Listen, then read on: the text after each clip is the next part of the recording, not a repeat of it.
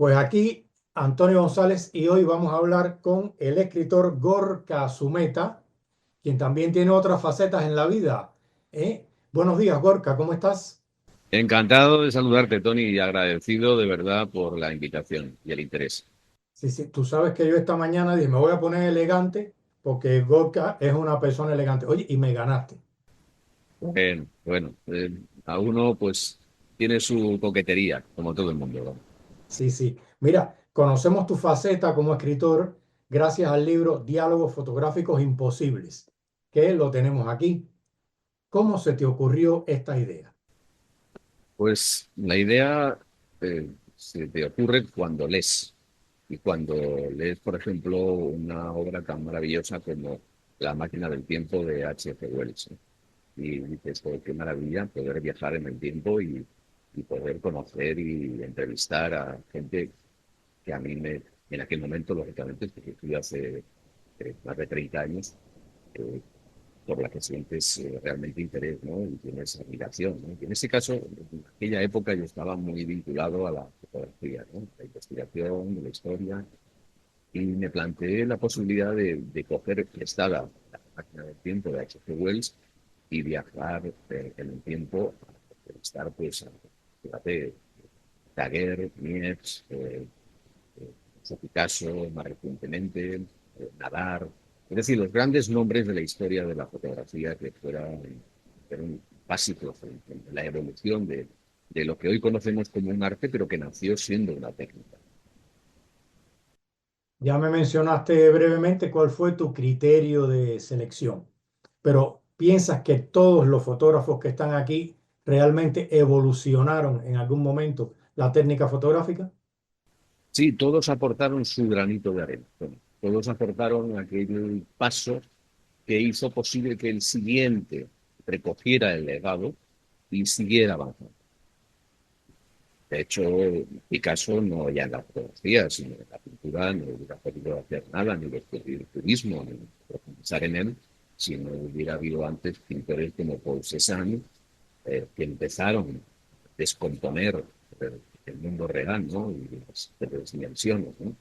Entonces, ahí sí que entre todos, perdón, radio digo porque también es otra de mis, que no sabes, de mis aficiones, ¿no?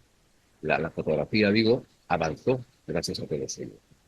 A ver, en los primeros años, los pioneros, cuando está Daguerre o está Niepce, allá impulsando la fotografía, no sabían lo que estaban haciendo, descubriendo una técnica que reproducía la realidad, que tampoco se fue mejorando los técnicos, pero no eran conscientes de lo que estaban haciendo ni la trascendencia que iba a tener aquello que ellos estaban inventando en ese momento. De hecho, Niepce no le dio esa importancia de su propia investigación, pero Daguerre sí que vio rápidamente el lado comercial de aquella operación, ¿no? Que impulsó una protoindustria fotográfica de la época, vendiendo sus daguerrotipos, ¿no? Como te digo, entre todos avanzaron y desde luego ninguna expresión artística avanzaría si no fuera por la suma de todos los pequeños pasos que van dando cada uno de los que la van practicando. A mí me gustaría comentarte acerca de algunos de los entrevistados. Cualquiera que esté metido en el mundo de la fotografía puede conocerlos, a algunos de ellos o a todos. En mi caso, no fue así. Por ejemplo, el primero de ellos, por el cual te quiero preguntar y preguntarte por qué lo elegiste, es Nicolás Lecuona. ¿Qué te hizo acercarte a su obra? ¿Fue el hecho de ser un compatriota? Fíjate, de todas las entrevistas que hay, que son 51, si no recuerdo mal, hay solo una real y el resto son imaginarias. Lo digo y lo cuento además. Es al fotógrafo Donostierra Sigfrido Corso, que es primo, que es ahora también nombre del primo, de Alberto Sommer, de los grandes fotógrafos españoles contemporáneos. Es la única entrevista de él. Entonces, porque tuve la oportunidad de conocerle y además me influyó durante una época de mi vida, me influyó mucho por el tipo de fotografía que hacía, relacionado también con el alma y el sentir vasco, cultura vasca y todo lo que significaba, incluso con sus ramificaciones escultóricas también, ¿no? Porque se inspiró por conexión con con la escultura, por ejemplo, de un grandísimo por Vasco como era Jorge Otey. Entonces, Sigfrido es la única real. Pero Nicolás Lecuona mm, tenía una relación, sigo teniéndola con la familia de Lecuona, las hermanas, que fueron las que cuidaron el legado de su hermano, las que hicieron que sus fotografías no se perdieran, las que hicieron que esa obra perdurara en el tiempo y no se perdiera, y que incluso luego tuvo una oportunidad a través de una comisaria, recuperarlas y hacer que esa obra se reconociera, ¿no? Nicolás de Lecuna fue un fotógrafo de la vanguardia española, vasco efectivamente, de Galicia, un pueblo de Guipúzcoa, que tuvo una vida muy breve porque murió de guerra, pero una obra intensa, exquisita, con una proyección y una potencialidad que debiera de haber vivido, hubiera sido uno de los grandes fotógrafos que vivo no tengo de ese momento. Eh, Tuvo la oportunidad de conocer a mucha gente importante de la época del surrealismo español y desgraciadamente su vida, como te digo, se truncó y aquello se interrumpió. Pero la obra que tuvo y que hizo con veintipocos años, yo 26, creo recordar, 27 del frente, eh, es de una riqueza. Otro de los fotógrafos que está aquí en el libro es Robert Capa, el afamado reportero de guerra. Esto me hace preguntarte, ¿tú escogiste a fotógrafos como Robert Capa por su arte tras la cámara o por lo que su vida representó para la historia de la fotografía y del arte universal? Por las dos cosas, porque hay una parte romántica, sin duda alguna, ¿no?, que rodea al personaje de Bob Capa, de Robert Capa, eh, que no la vamos a negar y que es, yo creo que muy conocida, la más conocida, y otra parte que es efectivamente la parte artística, puramente fotográfica, ¿no? De hecho, creo recordar que Robert Capa tiene dos entrevistas. Una a través de la agencia Magnum, a la que él perteneció, y otra directamente él, ¿no?, con él. Y se le plantean pues, diversas situaciones y diversas, porque sabes que también hay, rodean diferentes polémicas, ¿no?, en torno a la realidad o no realidad de algunas fotografías en el frente español, ¿no? A mí me parece un aventurero, ¿no?, un aventurero romántico, un consciente, un artista. eh, Tiene todos los ingredientes de un personaje de película, sin duda alguna, ¿no?, Robert Capa. De hecho, en algunas películas no directamente con él, pero sí en las que aparece el personaje de Robert Capa, porque se relaciona muy bien en la época, aparece y se le reconoce, se le describe de esa forma, con ese perfil. Pero a mí me parece que artísticamente Robert Capa era un fotógrafo intuitivo de una maestría absoluta, ¿no?, porque en milésimas de segundo, en una situación terminal, una situación crítica, como es una guerra, y además en el frente, él no iba y se quedaba a 20 kilómetros del frente, como ya no fotógrafos, ¿no? Él se iba al frente y retrataba y fotografiaba lo que estaba pasando allí, ¿no?, y lo que estaba pasando era muy duro. Y sin embargo, él no recogió. Por eso digo decir que era un tipo inconsciente, porque a veces no se planteaba que como ocurrió, eh, podía terminar ahí, playa o caña o en definitiva en el frente, ¿no? Pero, Tú ya mencionaste a Picasso. ¿Llegaste a escoger a alguno por su trascendencia más allá de la fotografía y el arte? Por ejemplo, la política, el impacto social o algún otro criterio extracultural. a ver, Picasso es un artista total. Picasso fue un genio. No sé yo quién lo dice la propia historia del arte, ¿no? Aunque empezó, sus primeros pasos fueron muy clásicos, de época azul, su época rosa, fueron muy academicistas. Es cierto que la evolución que sigue Picasso es una evolución absolutamente rompedora, ¿no? De la concepción, la llegada del cubismo, del que es padre, del que es fundamental para conocer la historia del arte contemporáneo. Esa genialidad que desarrolló sobre todo en el mundo de la cultura y también en la escultura, hizo que ensombreciera su otra obra, la obra fotográfica.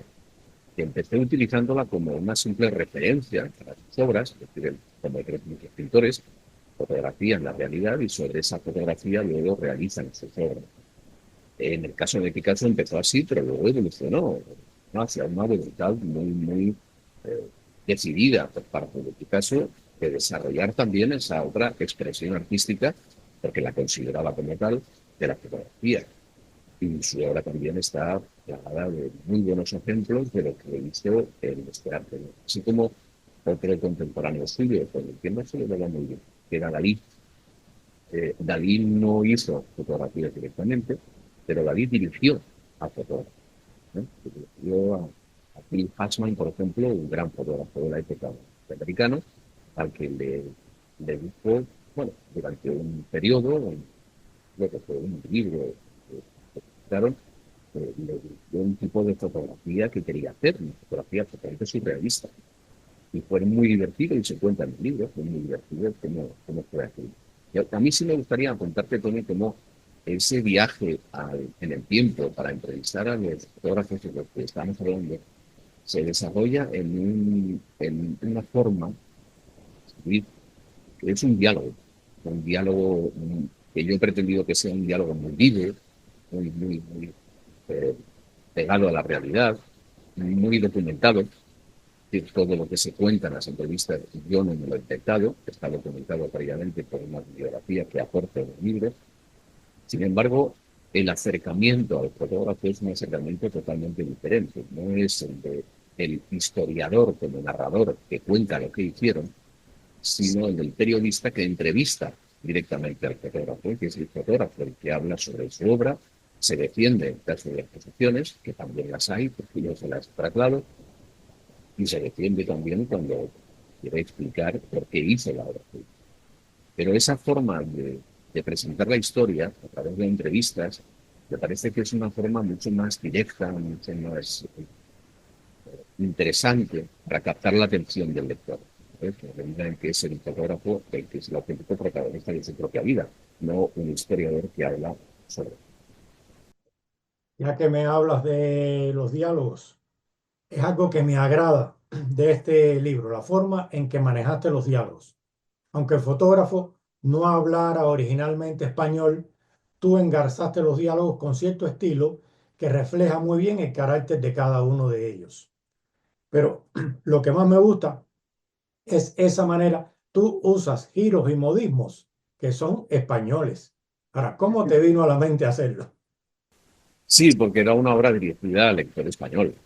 Entonces, me parece que, y yo era español, que lo suyo es que si un periodista español entrevista a un fotógrafo inglés, francés, alemán, pues, se mantuviera ese espíritu, el espíritu de la lengua castellana a la hora de entrevistarle, ¿no? Y sobre todo que no tenía ningún sentido que utilizara giros que no pertenecen a la cultura española, por tanto no se iban a entender. Intenté eliminar todo tipo de barreras, ¿sabes?, del lenguaje para que las entrevistas fueran realmente interesantes, ¿no? Y en algunos casos son pequeños enfrentamientos, ¿no?, entre el entrevistador y el entrevistado, ¿no? Bueno, pues sobre todo con fotógrafos que representan a los sismos, ¿no? Lo que intentaban destruir lo que estaba hecho en la época, recuerda a Rochente, por ejemplo, y otros, que hay diálogos que son muy tensos, ¿no? Muy tensos. El libro cierra con una entrevista a Robert Mapplethorpe. ¿Por qué lo elegiste? Porque es como otros muchos fotógrafos que surgieron de esa misma época, de la que pertenecía Michael Thorpe, eh, rompiendo los esquemas, ¿no?, rompiendo todo lo que de alguna forma se había hecho hasta entonces desde el punto de vista del fondo y de la forma. Eh, la traslación que Michael Thorpe hace, por ejemplo, del sexo, es algo que no se había hecho pues desde los inicios de la fotografía, ¿no?, con eh, de esa manera, ¿no?, tan explícito, ¿no? Y me parece que es un gran fotógrafo, sin duda alguna, no solamente porque transgredió la escuela tradicional de la fotografía hasta entonces, sino porque lo hizo técnicamente muy bien, ¿eh? Es decir, uno puede transgredir, pero lo que aporta no llama de fotografía, sino en cualquier expresión artística, tiene que tener la calidad suficiente como para demostrar que ese señor no solamente transgrede por transgredir, sino que transgrede con un conocimiento y con un dominio de la técnica que debe estar a la altura, lógicamente, de su hazaña, ¿no? De transgredir. ¿Se te quedó fuera algún fotógrafo que hubieras conocido posteriormente o que simplemente no pudo entrar por falta de espacio? No, a ver, el objetivo es que todos los fotógrafos que están incluidos en el libro están muertos. Eh, Porque si no, no tiene justificación que yo les entreviste si no lo hago realmente. Partiendo de esa premisa, no pude incluir a fotógrafos que, por supuesto, me interesan mucho, pero estaban vivos. Me ocurrió, por ejemplo, con Alberto Sommer. Sommer ya falleció posteriormente, por la edición del libro, al que sí le había hecho por lo menos dos o tres entrevistas. Entonces tuve oportunidad de incluirla, pero no en la edición final. Bueno, se hicieron dos ediciones, porque el libro un relativo éxito para la época y sobre todo para el sector al que pertenece, porque es un libro especializado en fotografía, que si bien es cierto, es muy divulgativo, pero también es cierto que está circunscrito a una expresión artística muy concreta, que es la fotografía. Entonces si te interesas por ella, pues muy bien, si no, no te interesa ni libros. Aunque ha habido excepciones en este caso, ¿no? Ha habido gente, amigos, a los que les he regalado el libro y sin tener ningún interés por la fotografía a priori, luego se han enamorado del libro, ¿no? Y han ido profundizando en las entrevistas y han ido descubriendo, en algunos casos descubriendo, en otros redescubriendo, fotógrafos que sí tenían una idea de lo que habían hecho, pero no con el detalle de la entrevista. Entonces, ese fue el planteamiento. Bueno, o sea, el hecho de que todos los que estaban incluidos en el libro habían fallecido. Eh, ¿Tú planificaste el libro en el sentido de que hiciste la lista de los fotógrafos y comenzaste o empezaste pensando en que no podría faltar alguno u otro y después fuiste completando según la época histórica? El origen, el verdadero origen, la génesis de este libro no nace para un libro. Nace a través de un boletín de una asociación fotográfica. Yo pertenecía, que era la Sociedad Fotográfica de Guipúzcoa, con sede en Tierra, en San Sebastián, en la que yo crecí como fotógrafo, aprendí, desarrollé la poca pericia que yo pueda tener en este arte y sobre todo conocí a gente muy importante, muy valiosa que me fue orientando. Esa asociación, esa Sociedad Fotográfica de Guipúzcoa, tenía entonces un boletín informativo mensual que se publicaba en papel, porque se publicaba todo aquello antes de que llegara a Internet. Y ahí nacieron las primeras entrevistas de los diálogos fotográficos imposibles.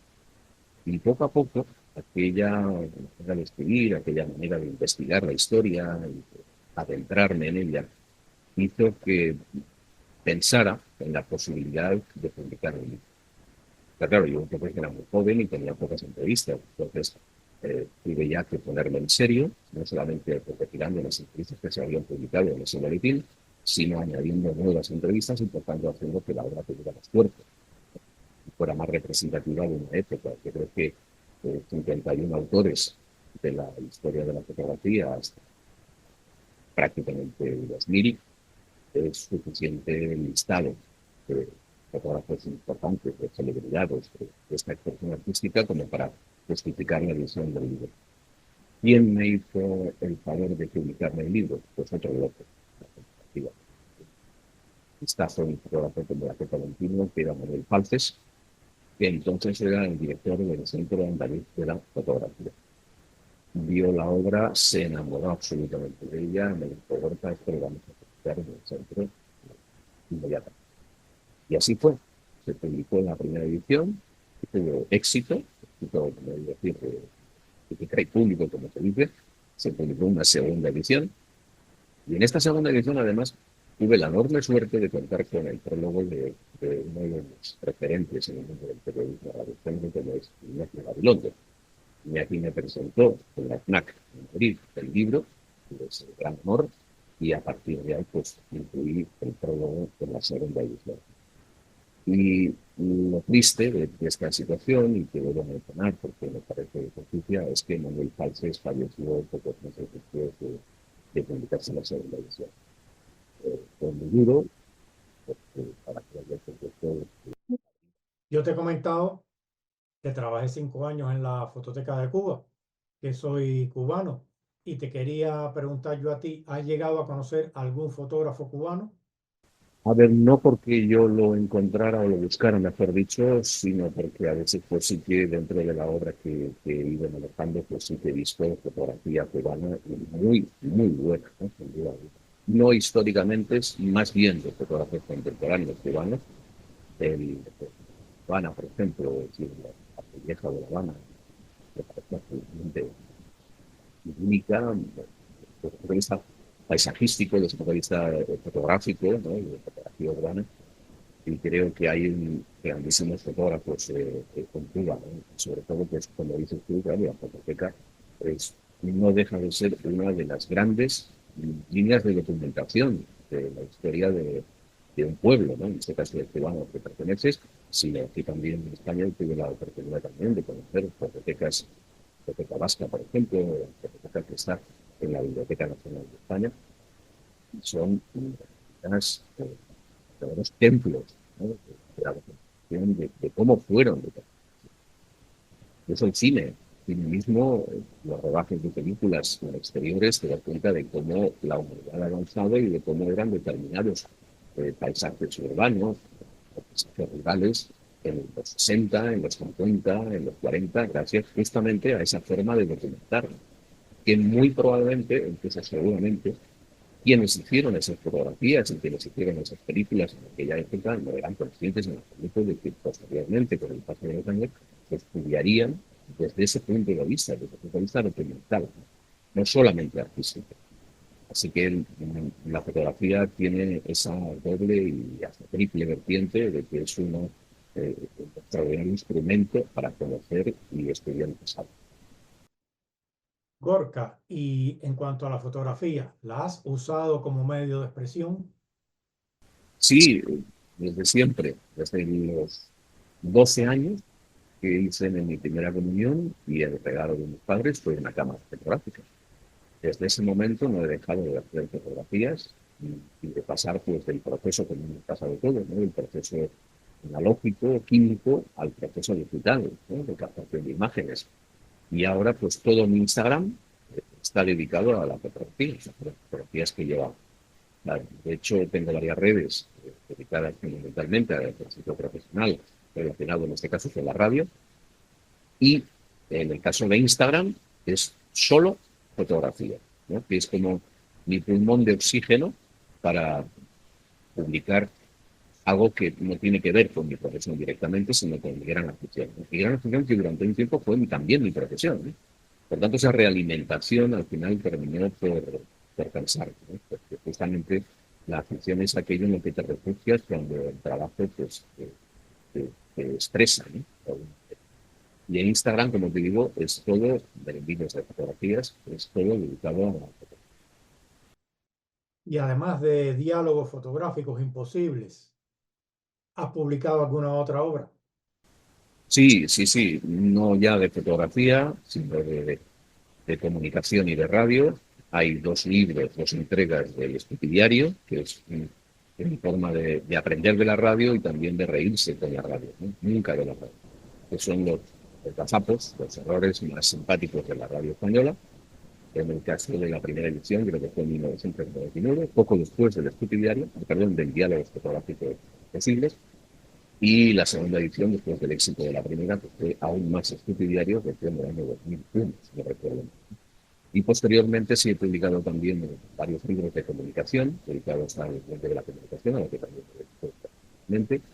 Uno titulado Comunicar bien jefe, que se circunscribe al mundo de la comunicación dentro de la empresa, y otro que es dedicado al marketing de empresas o juglares en el que trato de defender el marketing de contenidos, es decir, cómo los contenidos son mucho más eficaces que las campañas de marketing. Los dos libros, como te digo, de comunicación. Y luego hay otro libro que es La Radio, justamente que publiqué en 2022, en el que recopilo son 70 entrevistas, por tanto continúa un poco la tradición de los diálogos fotográficos imposibles, 70 entrevistas, en este caso absolutamente reales, a colegas del mundo de la radio, combinado con desarrollo, reflexiones, análisis, una especie de ensayo en torno a la evolución de la radio desde los años 40, 50 hasta nuestros días, e intento también poner un poco la mirada en el futuro,